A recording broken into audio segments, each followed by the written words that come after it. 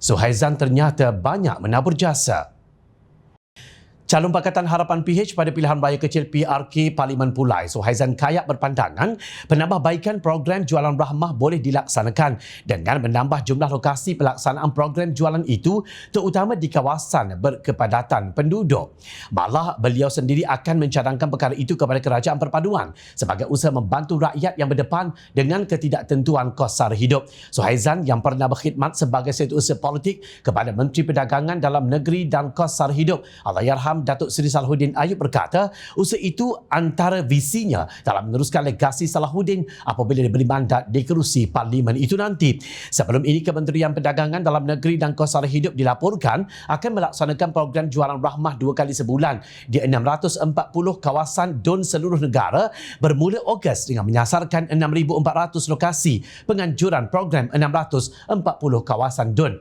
Dalam pada itu menyentuh soal kebajikan belia di Parlimen Pulai, Suhaizan berazam menyediakan lebih banyak kemudahan rekreasi dan sukan bagi menggalakkan aktiviti sihat dalam kalangan golongan itu.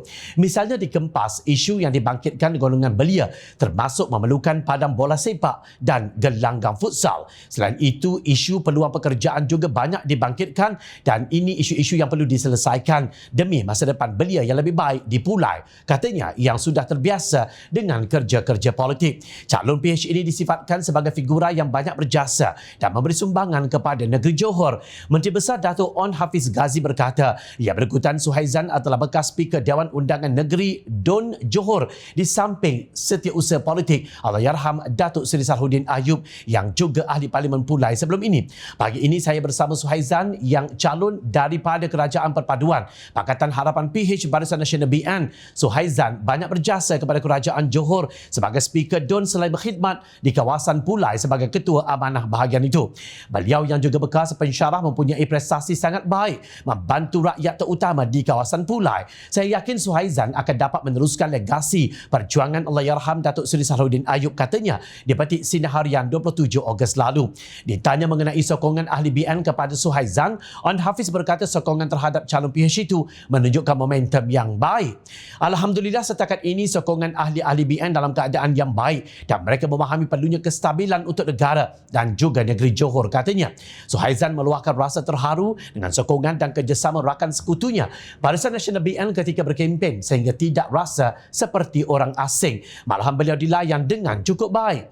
Secara peribadi saya cukup terharu dengan sokongan kepimpinan UMNO baik di peringkat negeri, bahagian dan cawangan. Sokongan yang diberikan itu membuktikan dengan jelas bahawa PHBN bukanlah omong kosong tetapi dibuktikan dan diterjemah dengan baik sekali. UMNO sanggup memberi saya ruang dan peluang untuk berada bersama pimpinan di PDM ini, katanya pada sidang media selepas melawat PDM Taman Bukit Kempas baru-baru ini.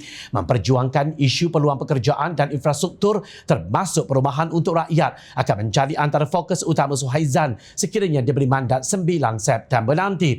Oleh itu, Suhaizan berharap pengundi akan mengekalkan kerusi Parlimen itu dalam penguasaan pihak Kerajaan Perpaduan bagi membolehkan semua perancangan berkenaan dilaksanakan. Katanya beliau bertekad memberikan perkhidmatan terbaik kepada rakyat Pulai, apatah lagi kerusi yang terletak di pusat bandaraya itu memerlukan tumpuan khusus supaya masyarakatnya sentiasa mendapat pembelaan kerajaan tidak terpinggir. Isu pendidikan, sosial dan pembangunan modal insan juga akan diberi tumpuan utama supaya rakyat Pulai mendapat manfaat daripada limpahan kemakmuran negara. Beliau juga akan meneruskan perjuangan delegasi Allahyarham Datuk Seri Salahuddin Ayub yang telah memberikan perkhidmatan cemerlang dalam membantu rakyat setiap lapisan dan golongan tanpa gagal di Parlimen Pulai. Selamat maju jaya Suhaizan Kayat, calon Pakatan Harapan yang mewakili Kerajaan Perpaduan. Kepada para pengundi yang bijaksana, pilihan ada di tangan anda.